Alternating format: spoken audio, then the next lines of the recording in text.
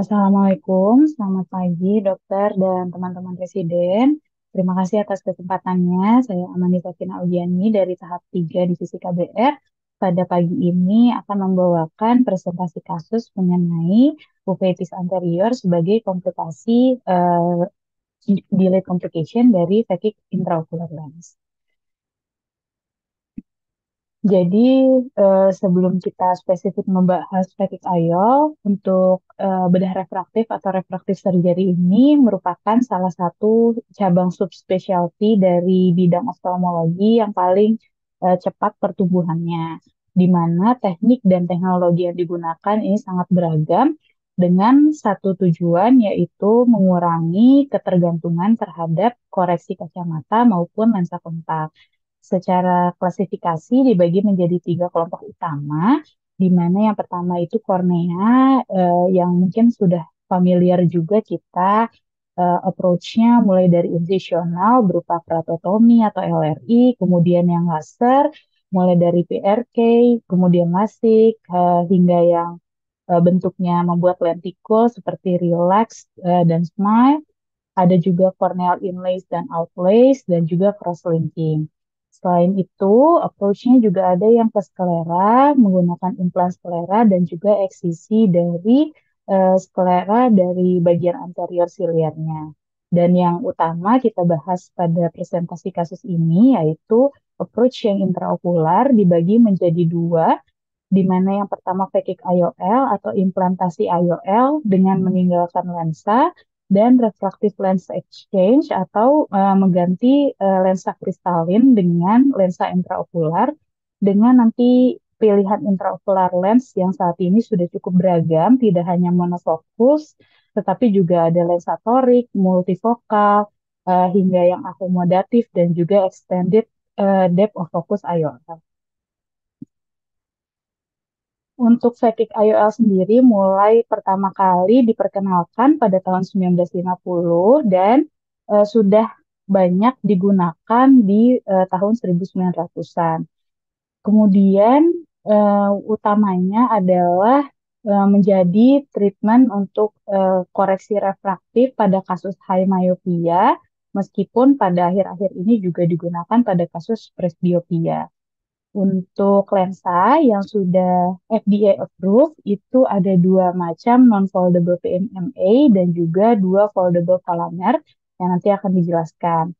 Dari dua kelompok utama tadi yang approach-nya intraokular yaitu phakic IOL dan juga RLE, ada beberapa kelebihan dan kekurangan. Untuk phakic IOL ini memang kalau dibandingkan approach kornea yang terbatas karena ketebalan kornea juga terbatas, dia range-nya lebih luas. Kemudian skills dan juga alat yang diperlukan itu mirip dengan operasi katarak, jadi lebih terjangkau. Selain itu, sifatnya reversible karena lensanya ketika ada indikasi misalnya ada pergeseran dari target refraksinya, maka lensanya ini bisa diambil ataupun ditukar. Selain itu, pada phakic IOL yang tidak didapatkan dari RLE, yaitu kita membiarkan adanya kemampuan akomodasi yang natural karena lensanya tidak diambil. Dan yang terakhir, dibandingkan RLE, risiko endophthalmitis dan retinal detachment-nya lebih kecil karena struktur lensanya terjaga. Namun demikian, pada phakic IOL tetap ada risiko, mengandung semua risiko dari operasi intraokular. Selain itu, juga luka yang disebabkan oleh tindakan operasinya ini cukup besar dengan adanya risiko pembentukan katarak dan hilangnya sel endotel. Sebagai perbandingan untuk refractive lens exchange atau RLE, ini lebih luas lagi range dari perbaikan refraktifnya. Kemudian juga di sini dengan RLE kita dapat mempertahankan kontur kornea karena tidak kemungkinan tidak perlu approach kornea lagi. Namun pada RLE negatifnya itu lebih besar risiko terjadinya disfotopsia, dan juga eh, karena lensanya ini diambil jadi adanya kecenderungan ekspektasi pasien lebih tinggi. Lalu bagaimana sebenarnya komplikasi-komplikasi yang akan ditimbulkan oleh penyakit IOL? Nanti juga akan dijelaskan kembali. Sebenarnya semua risiko yang disebabkan oleh operasi intraokular seperti infeksi, perdarahan, dan lain-lain itu juga dapat terjadi pada pemberian phakic IOL. Namun yang paling relevan atau paling sering itu dimulai dari peningkatan tekanan intraokular, kemudian salah satunya yang seperti pada kasus ini yaitu inflamasi pada anterior chamber yang menetap dan ada juga dislokasi dari IOL-nya, katarak, dan juga kehilangan sel endotel. Nah, beberapa komplikasi ini tidak dalam jangka pendek saja, tetapi juga dapat bermanifestasi dalam hitungan tahun, sehingga pada pasien kita perlu lakukan follow up jangka panjang. Jadi, tujuan dari presentasi kasus ini adalah untuk menampilkan gambaran pasien berupa uveitis anterior sebagai delayed complication dari phakic IOL. Dimulai dengan presentasi kasusnya, yaitu ada seorang perempuan berumur 39 tahun yang datang sebenarnya keluhan utamanya adanya bayang-bayang hitam berterbangan atau floaters kira-kira sejak 5 bulan yang lalu. Jadi pasiennya ini dirujuk dari rumah sakit swasta di Lampung dengan anterior uveitis mata kanan dan phakic IOL kedua mata. Keluhan utamanya berupa floater sejak 5 bulan, disertai dengan adanya tajam penglihatan menurun perlahan di mata sebelah kanan saja dan juga adanya nyeri kepala. Adanya silau, kemudian mata merah ataupun nyeri yang menggambarkan adanya kondisi akut itu disangkal, kemudian adanya kondisi sistemik lain terkait uveitis seperti tinnitus, nyeri sendi, sariawan, dan ruam-ruam pada kulit juga disangkal, dan adanya kondisi sistemik serta pengobatan rutin juga disangkal. Ternyata setelah dilakukan anamnesis lebih lanjut, sebelum ke RSCM di tahun 2023 ini, komplainnya itu 5 bulan terakhir, kemudian sebelumnya pasien sudah pernah ke RSCM di tahun 2017 karena dikatakan adanya lensanya tergeser. Tetapi waktu itu pasien tidak begitu paham apakah lensanya hanya dibetulkan posisinya atau diganti. Kemudian ini terjadi di 2017, 7 tahun yang lalu. Untuk pemasangan phakic IOL-nya sendiri, untuk mata kanannya di tahun 2008 atau 15 tahun yang lalu, dan di tahun 2010 atau sekitar 13 tahun yang lalu. Pada awal pemeriksaan di polikornea, jadi untuk mata kanannya, tajam penglihatannya hanya 6/60 dan tidak terkoreksi dengan pinhole, tekanan intraokular dalam batas normal, kemudian dari korneanya tidak ada edema, tidak ada gute dan tidak ada keitis. Dari anterior chamber saat kunjungan itu tidak didapatkan adanya sel maupun flare dan dijumpai adanya iris claw anterior chamber IOL dengan iris dan pupil yang irregular dengan posterior synechia dan juga seclusio pupil. Lensa pada saat awal kunjungan ini sulit dinilai dengan detail fundus yang juga sulit dinilai. Kita juga melakukan pemeriksaan ultrasonografi dan didapatkan dalam batas normal segmen posteriornya. Kemudian untuk mata kiri juga didapatkan phakic IOL, namun di sini tajam penglihatannya masih sangat baik, yaitu masih 6/6 dengan kacamata yang digunakan. Lain-lainnya dalam batas normal dengan jenis lensa yang berbeda dengan mata sebelah kanan. Di sini juga kita sudah menjumpai adanya kekeruhan dari lensa walaupun masih minimal. Untuk pemeriksaan funduskopinya dalam batas normal hanya tampak adanya myopic fundus. Pasien awalnya dirujuk ke divisi infeksi dan imunologi, namun dikatakan saat ini kondisinya itu bukan terkait dengan uveitis, namun karena adanya peradangan terkait dari lensa intraokularnya. Kemudian disarankan untuk diperiksa di polikornea. Dari polikornea, di sini kita assess dengan phakic IOL kedua mata dan juga juvenile dengan differential diagnosis complicated cataract dari kedua mata dan direncanakan untuk dilakukan pemeriksaan ASOCT, spekular mikroskopi, namun sayang sekali alatnya rusak dan pasien menolak untuk diperiksa di luar serta direncanakan untuk eksplantasi IOL dan juga Phaco IOL. Berikut adalah pemeriksaan optical biometrinya untuk mata sebelah kanan, aksial lengthnya lebih pendek 2 mm dan juga adanya silindris dari hasil keratometrinya. Untuk anterior chamber depth-nya dalam kedua matanya masih mirip.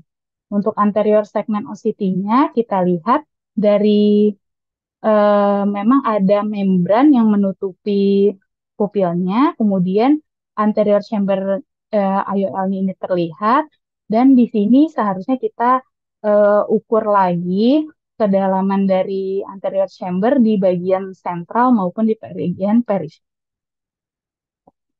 Operasinya sudah dilakukan untuk mata yang sebelah kanan. Jadi tindakan yang dilakukan yaitu pertama dilakukan eksplantasi IOL, dilakukan relisinekia, baru dilakukan Phaco dan IOL. Ini pertama dilakukan injeksi subtenon dulu dan dilakukan peritomi konjungtiva. Kemudian dari bagian superior dilakukan insisi membentuk frown incision dan dibentuk tunnel ke anterior chamber.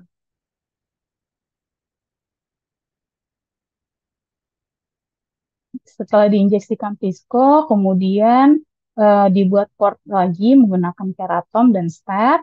Dan di sini dicoba untuk dilakukan enklavasi dari anterior chamber IOL-nya. Setelah terlepas, IOL-nya kemudian ditarik keluar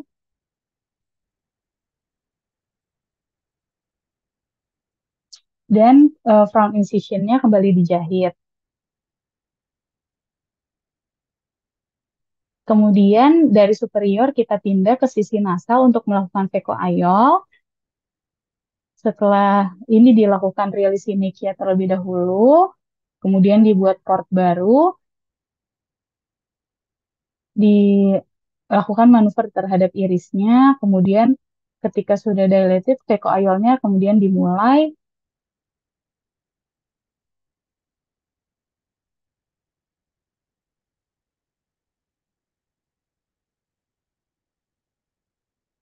Dilakukan CCC, hidrodiseksi, dan hidrodeliniasi.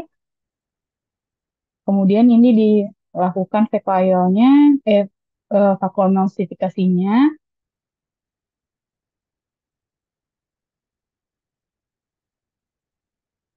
dan diinsersikan IOL baru dan diimplantasikan di bag.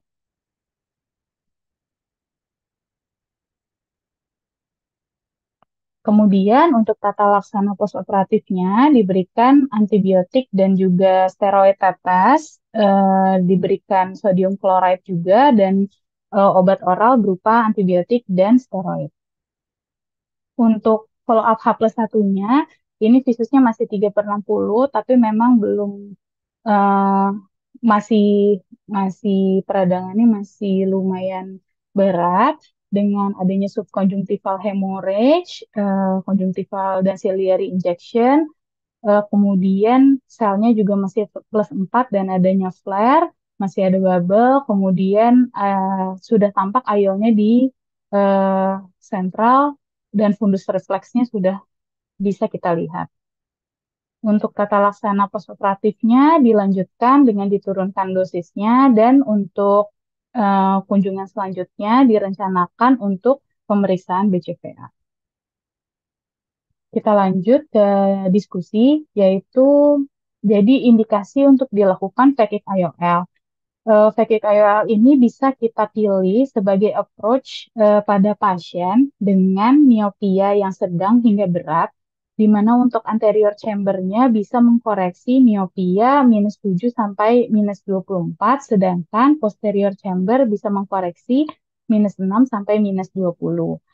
Em, ini menjadi tata laksana utama dengan ametropia tinggi yang em, di, em, ada kondisi dengan kontraindikasi untuk laser surgery, di mana laser surgery ini maksimal di sferis -12 dioptri dan sebenarnya ada studi yang menyebutkan kalau maksimal itu sebenarnya di -7 yang efektif dan ketika di -7 itu dibandingkan antara lasik dan vekoayol, sebenarnya vekoayol ini eh, lebih bisa dipertimbangkan. Jadi kita bisa menawarkan Sekik IOL ini untuk kelompok dewasa muda yang menginginkan bebas dari kacamata maupun lensa kontak dengan mempertahankan kemampuan akomodasi lensanya. Kenapa? Karena prosedurnya cukup aman dan efektif dengan komplikasinya cukup rendah, di mana dia masih ada lensa kristalin dan fungsi akomodasinya masih ada. Kemudian resiko untuk terjadinya efek samping vitreoretina lebih rendah, ektasia kornea akibat laser surgery-nya juga lebih bisa dicegah. Kemudian dikatakan kalau permukaan dari ayol, sakit ayol ini lebih baik sehingga lebih bisa mengimprove tajam penglihatan pasien bahkan di kondisi yang dim light dengan sensitivitas kontras yang lebih baik.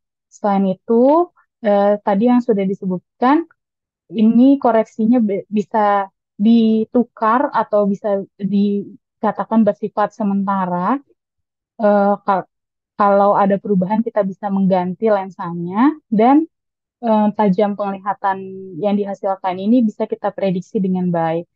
Namun demikian, kenapa kita tidak sarankan untuk phakic IOL adalah ya tadi adanya risiko dari operasi intraokular ini tetap ada pada prosedur phakic IOL dan juga adanya risiko endothelial cell loss dan juga retinal detachment. Untuk persiapannya, apa saja yang perlu kita lakukan sebelum pasien ini dilakukan phakic IOL, yaitu kita periksa secara komprehensif pemeriksaan oftalmologis, UCVA, BCVA, IOP, kemudian juga vertex distance, yang membedakan juga di sini karena implantasinya di sulcus, kita perlu perhatikan wide-to-wide measurement untuk memperkirakan IOL diameter dari IOL yang akan diimplantasikan.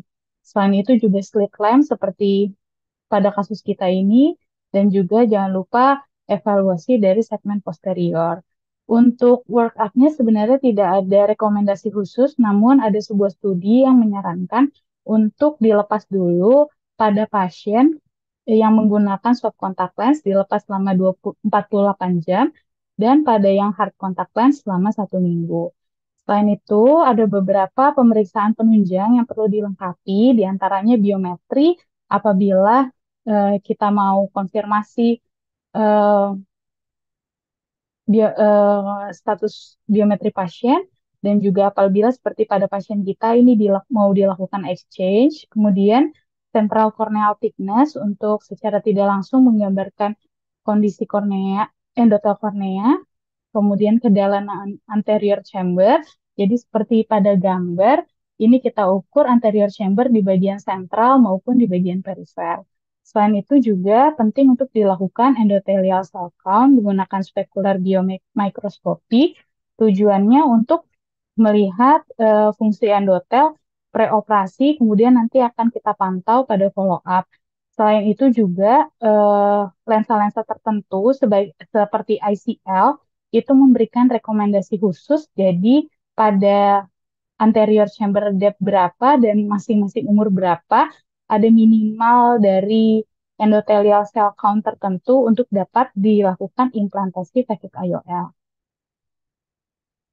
Kemudian untuk tempat implantasinya sendiri, ini ada dua kelompok besar di anterior chamber dan di posterior chamber. Untuk di anterior chamber ini yang lebih dulu dilakukan di tahun 1950 dengan berbagai desain yang sudah diimprove sampai saat ini. Dibagi menjadi dua, di awal itu menggunakan angle support dan yang karena adanya komplikasi terhadap kornea yang berat dan juga adanya peradangan yang berat di anterior chamber, maka saat ini sudah tidak digunakan lagi sehingga yang digunakan adalah yang iris supported. Untuk yang iris supported ini ada dua macam lensa yang sudah approved dari FDA, yaitu Verische atau kita tahu Artisan. Ini merupakan one piece PMMA yang sifatnya non-foldable sehingga ketika kita implantasi membutuhkan insisi yang cukup besar seperti pada mata kanan pasien kita. Kemudian dia bisa mengkoreksi miopia, hiperopia, dan astigmatism. Sedangkan untuk lensa pilihan lensa lain di iris support ini ada Veriflex atau nama lainnya Actiflex. Berbeda dengan yang tadi non-foldable, kalau ini bagian optiknya fleksibel, terbuat dari silikon, sedangkan haptiknya yang PMMA.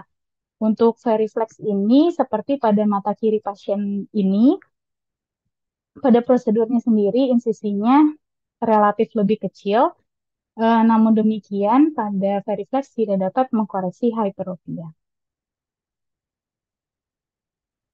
Pada pilihan lain yang lebih baru yaitu IOL yang diimplantasikan di posterior chamber atau di sulcus. Menurut studi yang sudah ada disebutkan prediktabilitasnya lebih tinggi dan secara estetik lebih baik karena tidak terlihat adanya lensa di dalam mata. Untuk pilihan utamanya yaitu ada ICL atau Implantable Collamer Lens. Lensanya ini soft, kemudian fleksibel dan one piece dengan materi berupa kolagen yang hidrofilik. Sama seperti Verische, ini juga dapat mengkoreksi miopia, hyperopia, dan astigmatisme. Dan eh, versi yang sudah improve-nya ini dilengkapi dengan central port atau adanya lubang di bagian tengah, lubang kecil yang dapat menurunkan risiko terjadinya katarak. Dan pilihan lainnya yang lebih baru yaitu iCreel, bahannya dari akrilik yang hidrofilik dengan desain yang mirip dengan ICL. Komplikasinya apa saja yang dapat terjadi dengan diimplementasikannya phakic IOL, yaitu pada tahap early, yaitu follow up sampai 1 tahun, mungkin dapat didapatkan hipema, kemudian dislokasi lensa, adanya iritis, kemudian keluhan night glare ataupun halo. Sebenarnya untuk eh, endothelial cell loss dan juga katarak juga dapat terjadi early, tapi lebih sering didapatkan pada kondisi delayed, yaitu yang lebih jangka panjang di follow up 3 tahun. Selain dislokasi, maka seringkali didapatkan penurunan endothelial cell density sampai 4,8%, meskipun banyak faktor lain yang mempengaruhi, dan juga adanya katarak hingga membutuhkan ekstraksi lensa. Berikut adalah beberapa komplikasi yang dapat terjadi, seperti pada gambar pertama, yaitu adanya edema kornea, kemudian eh, di bagian bawahnya ini tampak lebih keruh karena edema di bagian inferior, adanya desentrasi IOL, dan juga eh, pupil yang bentuknya lebih oval. Kemudian di sini ada subluxasi IOL. Pada gambar yang A, ini IOL-nya eh, tidak lagi di sentral, enklavasinya terlepas. Kemudian pada pasien ini akhirnya dilakukan eksplantasi dari IOL karena sudah ada eh, dekompensasi dari endotel. Sedangkan pada gambar C ini juga sama, enklavasinya terlepas. Namun pada pasien ini lensanya ini diganti dengan lensa yang sama karena endotelnya masih baik.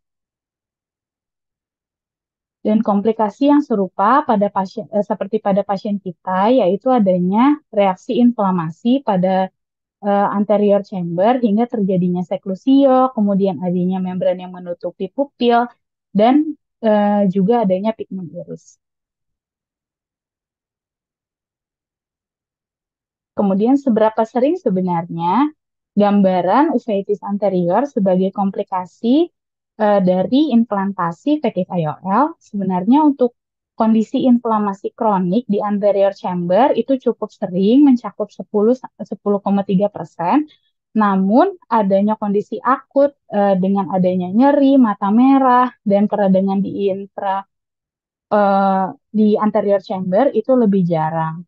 Sebuah laporan kasus ini pada pasien usia muda, eh, jadi dilakukan tapi diimplantasikan teknik IOL di posterior chamber, mengeluhkan matanya merah, tapi pada pasien ini tidak dilakukan eksplantasi IOL, jadi hanya diberikan obat berupa steroid dan juga homartropin, dan ternyata pada minggu keempat eh, proses inflamasinya ini bisa resolusi sempurna.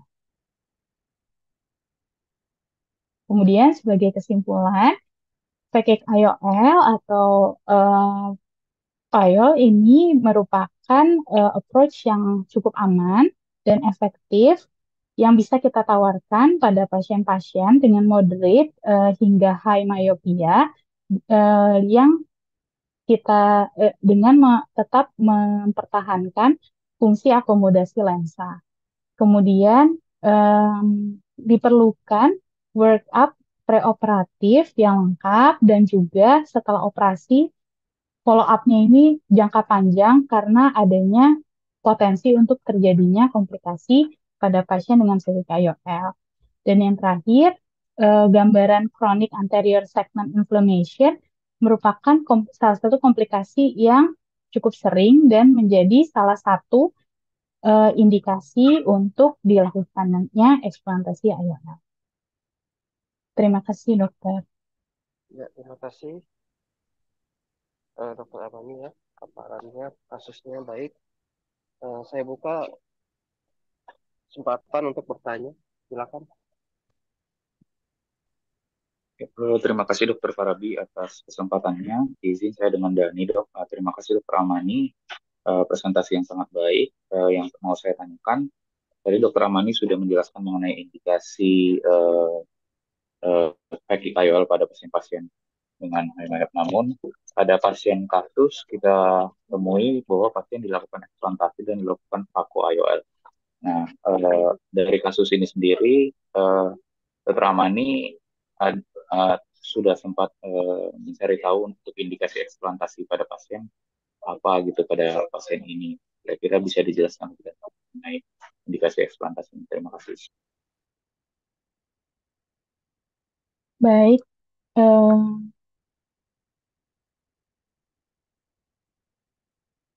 terima kasih Dokter Dani atas pertanyaannya. Jadi untuk indikasi eksplantasi itu sebenarnya pada cekik IOL umumnya dilakukan karena adanya komplikasi, meskipun bisa juga diindikasikan pada pasien dengan residual refractive error yang cukup besar. Jadi kalau dari studi yang sebelumnya sebenarnya yang dilakukan eksplantasi ini tidak dalam jangka waktu dekat seperti beda pasien kita kan 15 tahun pasca operasi. Nah, di studi sebelumnya juga di kisaran 7 sampai 10 tahun. Untuk indikasi utamanya sebenarnya adalah adanya katarak ataupun endothelial cell loss maupun adanya potensi dari endothelial cell loss. Nah, pada pasien kita, meskipun ada indikasi-indikasi lain seperti misalnya dari pasiennya mengeluhkan adanya halo ataupun glare, kemudian ukuran power IOL-nya sudah kurang tepat atau adanya komplikasi menetap seperti hipertensi okuli, desentrasi lensa, dan juga komplikasi yang tadi sudah dijabarkan seperti inflamasi. Tapi pada pasien ini yang menjadi pertimbangan adalah eh, tadi sempat dijelaskan juga kita melakukan anterior segment OCT yang jadi salah satu pertimbangan adalah memang di bagian sentral mungkin cukup jauh, dok, antara endotel dan juga IOL-nya. Tetapi di bagian perifer itu jarak antara endotel ke haptiknya ini cukup dekat dan menjadi risiko untuk terjadinya dekompensasi endotel. Selain itu juga pada pasien ini didapatkan proses inflamasi di mata kanannya seperti pada gambar hingga terjadinya penurunan visus dan memang menjadi salah satu indikasi untuk dilakukannya eksplantasi IOL. Meskipun kita tidak menjumpai katarak pada kasus ini dan endothelial cell loss-nya juga tidak terbukti dan belum ada tandanya, dok. Terima kasih, dokter.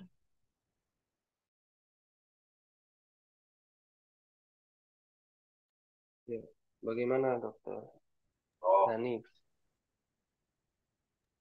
Ya, terima kasih Dokter Amani atas penjelasannya. Jadi memang kebetulan pasien ini yang ketemu pertama kali di Poli, saya dan saya konsultasikan dengan Dokter Farabi. Dari hasil diskusi dengan Dokter Farabi, sudah dijabarkan oleh Dokter Amani bahwa ada bagian haptik yang terlalu dekat ke bagian endotel. Kemudian walaupun memang jarak dari IOL ke endotelnya eh, masih cukup gitu, tidak terlalu dekat. Perlu dievaluasi juga mengenai apakah ada kondisi kerusakan endotel pada pasien. Nah, namun memang kecenderungan kalau misalnya haptiknya terlalu dekat itu akan merusak endotel dan juga kondisi stabilitas IOL juga perlu dipertimbangkan dalam indikasi eksplantasi. Oleh karena itu dari pasien ini kemarin dari Dokter Farabi menyarankan untuk dilakukan eksplantasi terlebih dahulu. Mungkin itu saja dokter. Terima kasih. Dokter. Ya, ini apakah pasien ini apakah sudah ada riwayat peradangan berulang begitu? Kalau baru sekali kan tadi laporan kasus lain bisa diberikan steroid ya, kemudian dia sembuh sendiri. Kalau pada pasien ini sudah berapa kali serangan uveitisnya? Apakah ada catatan? Kalau menurut pasien tidak ada, dok, riwayat yang akut seperti merah, nyeri itu di sangkal, dokter. Jadi memang proses peradangannya kalau dari hasil anamnesis ini sifatnya kronik, dok, bukan seperti laporan kasus yang tadi dijelaskan itu proses peradangan yang akut, dokter.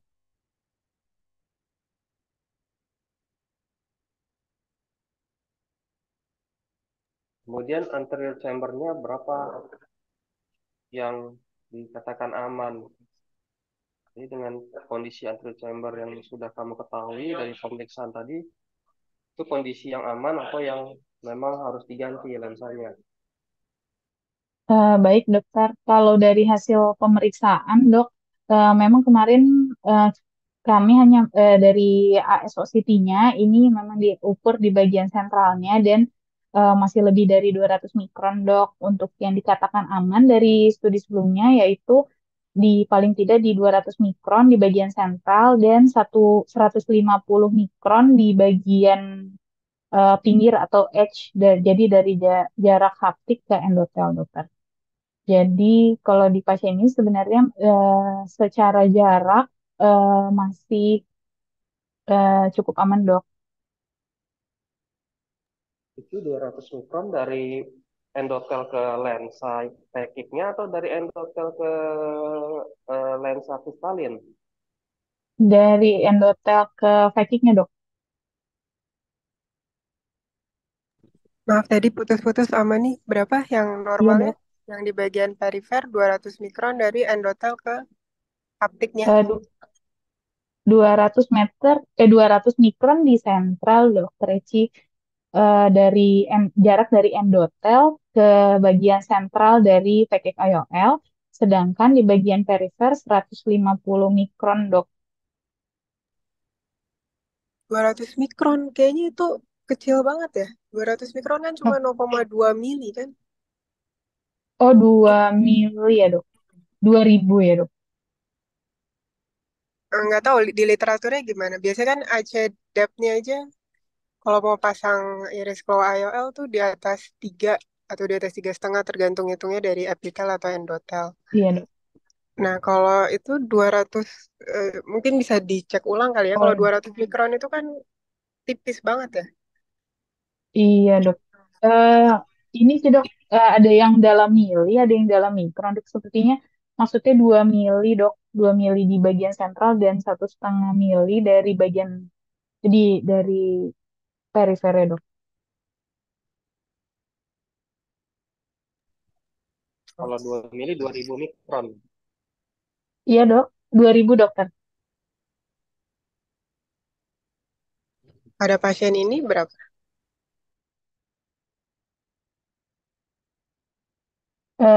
Meskipun memang ada per ini dok, ada juga literatur yang menyebutkan lebih kecil, jadi 1,7 mili dok cut-off-nya. Pada pasien ini kemarin memang tidak di foto dokter bagian yang sudah ada angkanya, tapi lebih dari 2 mili dok.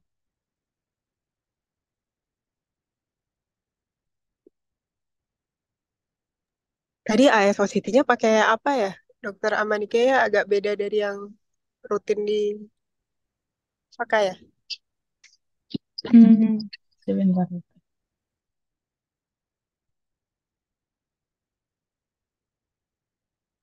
Ini dok, ini pakai Topcon dokter terakhir. Oh, Topcon yang demo ya? Iya dokter.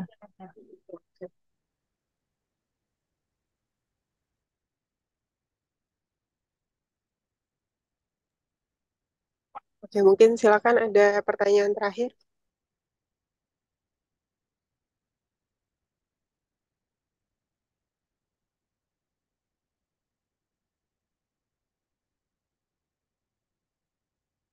Ya, selamat pagi dokter. Terima kasih dokter Amani atas presentasinya yang sangat menarik dok. Jadi saya tertarik dan ingin bertanya dok, mungkin untuk cara pengukuran lensa dokter pada pasien yang dengan pasca katarak dengan PCIOL, apakah ada prosedur yang berbeda dokter? Terima kasih dokter Amani. Terima kasih dokter Riri atas pertanyaannya. Izin menjawab dok, jadi pemeriksaan IOL maksudnya biometrinya ya dok, pada kasus dengan penyakit IOL ini memang bila menggunakan yang optikal ini kita bisa memilih mode pseudophakic dok. Jadi keberadaan IOL di anterior chamber ini memang bisa mempengaruhi hasil pengukuran eh, yang dikatakan dari studi sebelumnya itu untuk aksialnya dokter. Jadi untuk keratometrinya ini tidak terpengaruh, namun ada pengaruh terhadap aksialnya. Nah, kenapa bisa terpengaruh? Karena memang kan adanya perbedaan antara indeks refraktif dari lensa IOL dengan humor aqueous. Jadi pastinya transmisi cahaya saat pengukuran aksialnya ini pasti akan ada perubahan. Dengan perbedaannya itu kira-kira di rata perbedaannya minus 0,15 dioptri dok, dengan rentang maksimal hingga minus 21 dioptri dengan estimasi errornya mencapai 0,3 diopter dok.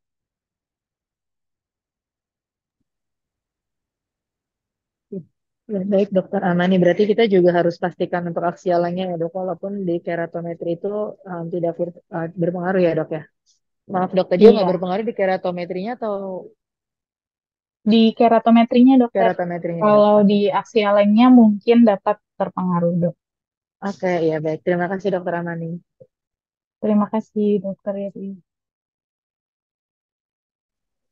Baik, mungkin karena sudah waktunya sudah mau habis, saya persilakan untuk narasumber dari Dokter Siska atau Dokter Rio, apa ada masukan dok?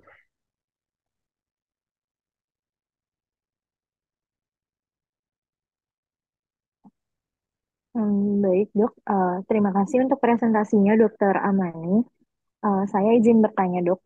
Pada kasus-kasus fake IOL, apa saja yang perlu kita perhatikan atau harus lebih aware pada saat kita melakukan pemeriksaan? Dan juga apakah pada saat kita melakukan workup untuk pasien-pasien fake IOL, seluruh pasien harus kita lakukan pemeriksaan spekuler mikroskopi, dok.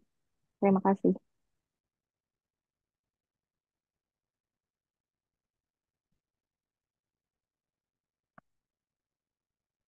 Eh, Baik, dokter Nia, terima kasih dokter atas pertanyaannya.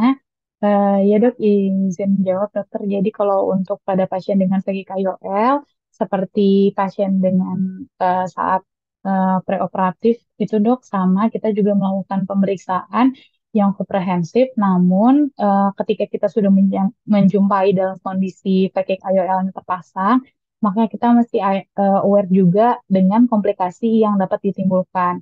Jadi kita cari-cari tanda-tanda peradangan, adanya misalnya hipema, peningkatan tekanan intraokular, kemudian juga em, dilihat adanya katarak dan juga evaluasi jangan lupa segmen posteriornya.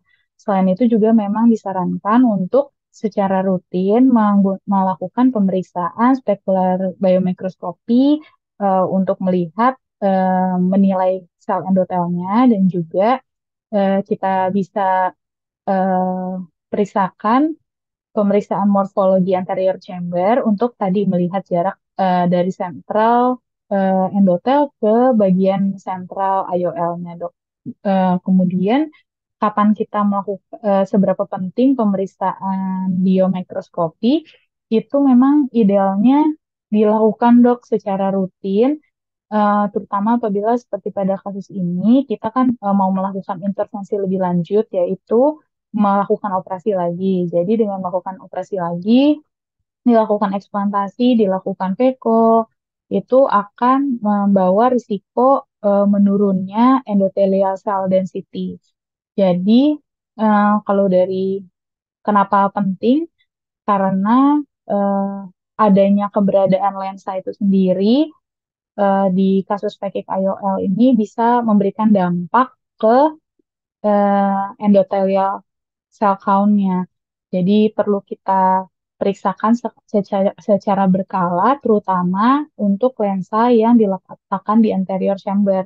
Karena salah satu faktor yang mempengaruhi seberapa cepat menurunnya densitas sel endotelnya yaitu dengan jarak antara sel endotel dengan lensa intraokularnya. Selain itu juga dikatakan bahan dari IOL-nya itu juga ada pengaruh dokter. Jadi kalau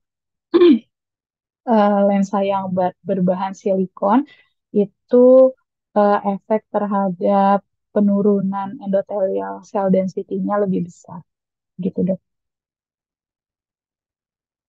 Baik, Dokter Amani, terima kasih untuk penjelasannya, dok. Ya, jadi kesimpulannya tadi apa tadi biomikroskopinya atau ISOCT-nya digunakan untuk monitoring atau untuk guiding Seiko IOL-nya? Kalau dari rekomendasinya sebenarnya disarankan untuk diperiksakan rutin dok untuk memantau eh, apa gambaran endotelnya untuk spekular biomikroskopi dan juga kalau untuk anterior OCT untuk melihat jaraknya dok antara IOL dengan endotelnya dokter. Jadi maksudnya untuk monitoring Monitoring apa dok, namanya? Monitoring kan ya, bukan untuk Seiko-nya sendiri kan? Kalau Seiko-nya mungkin dia bukan. nggak terlalu berpengaruh ya. Ya, Maksudnya jadinya untuk digunakan untuk dasar apakah perlu dilakukan eksplantasi atau tidak ya. Nah, tadi kan ya dokter. disebutkan melihat laju dari penurunan sel endotelnya. Nah, memangnya ada ini nggak? Misalnya ada referensi nggak? Misalnya apa yang diharapkan tuh berapa sih penurunan sel endotel yang dianggap normal dengan adanya fakik IOL? Jadi kan dia biasanya memang menurun ya, seiring usia tuh Iya dok. endothelial cell count kan akan menurun. Nah, kita bilang, oh ini masih normal karena bagian dari aging atau misalnya normal karena ini pakai IOL atau wah ini udah turun terlalu cepat jadi kita harus ganti kan kita nggak pengen sebenarnya sampai cut off bawah kan jadi kalau rate-nya udah cepat baiknya di expand gitu ya. Nah itu pernah ada nggak referensinya berapa sih? Eh, Ya, terima kasih Dokter Eci atas pertanyaannya, izin menjawab dok. Dari yang saya baca, memang ada studi yang membuat model dokter. Jadi yang menjadi indikator adalah eh, berapa lama berapa lama efek IOL-nya ini sudah diimplantasi, diimplantasi, kemudian endothelial cell density awal, dan juga em, jarak antara IOL ke endotelnya dok. Jadi bisa diperkirakan kalau dari sini yang dicontohkan adalah semisal pada pasien dengan endothelial cell density awal 2000 dok misalnya. Itu kemudian anterior chamber depth dari endotel ke IOL-nya itu dengan jarak 1,43 mm, maka dibutuhkan sekitar 18 tahun untuk endothelial cell density-nya ini turun sampai 1500 dok. Jadi ada modelnya. 18 tahun. Iya dokter. Oke. Kalau yang saya pernah baca kan kalau normal aging itu 0,3 sampai 0,6% ya. Kalau ada fakik IOL, ada satu studi yang menyebutkan dia rate-nya bisa meningkat 4 kali normal, tapi itu masih dianggap Hmm. normal. Itu jadi 2,5% per tahun. Nah, Hmm. kalau misalnya eh, apa? Makanya biasanya cadangan reserve-nya di awal harus cukup tinggi karena biasanya kita pasang fakik IOL itu di orang-orang yang sudah apa? Usianya masih produktif ya, harapan hidupnya masih panjang. Dan setuju tadi yang pesan dari presentasi kasus ini kan bahwa setelah dipasang fakik IOL bukan berarti pasiennya nggak kontrol ya, jadi harus teredukasi bahwa memang harus rutin kontrol. Jadi kapan dia dibutuhkan untuk eksplantasi ya harus di explant fakik IOL-nya. Kalau untuk yang terakhir kan visusnya sebenarnya masih agak turun, tuh baru 1 hari ya, 3/60 ya. Iya dokter, baru H+1 operasi dok. Sampai satu. Ada data yang terbarunya nggak? Visusnya udah mulai membaik atau misalnya kalaupun turun ada penyebabnya nggak? Kelainan apa? Misalnya kelainan di posterior, ada edema makula karena inflamasi kronik atau apa yang menyebabkan dia belum balik normal. Memang ada rencana dok untuk menyarankan pasien dilakukan OCT makula karena kan preoperatifnya itu tidak memungkinkan untuk dilakukan. Jadi baru saat mungkin nanti saat kontrol datang lagi dok untuk 1 minggu. Oke, ya penting ya karena kan biasanya pasien-pasien seperti ini dia ekspektasinya kan cukup tinggi. Kemudian kan kita sebenarnya kan pasti di inform konsennya menukar atau melakukan Phaco IOL di explant kan untuk kepentingan visusnya ya. Jadi harus dicari tahu misalnya dia turun belum bisa kembali karena apa dan bisa dapat treatmentnya. Oke, Ya, ya mungkin eh, saya kesimpulan tadi hari ini kita dapat banyak informasi ya. Jadi modalitas apa yang bisa dikerjakan untuk pasien-pasien bedah refraktif, koreksi bedah refraktif, salah satunya fakik IOL. Eh, dan fakik IOL tadi butuh requirement ya. Jadi ada kandidat tertentu di mana pasien bisa dipasang fakik IOL atau tidak bisa dipasang. Kemudian sekalipun dia bisa dipasang, ada monitoring yang harus dilakukan. Jadi kalau misalnya ada pasien pakai KOL yang datang, jangan kita hanya lihat evaluasi visusnya saja, tapi juga dikenali nih apakah ada komplikasi yang ditimbulkan. Dan jika memang dibutuhkan ya dilakukan eksplantasi IOL supaya tidak menyebabkan komorbid di struktur okular lainnya. Oke, Eh, jika sudah tidak ada tanggapan atau pertanyaan dari yang lain, sudah cukup saya cukupkan diskusi pagi hari ini. Terima kasih Dokter Amani dan Dokter Natania tadi. Selamat pagi. Assalamualaikum warahmatullahi wabarakatuh. Waalaikumsalam. Terima kasih dokter Eci. Saya izin lift ya. Terima kasih. Terima kasih dok.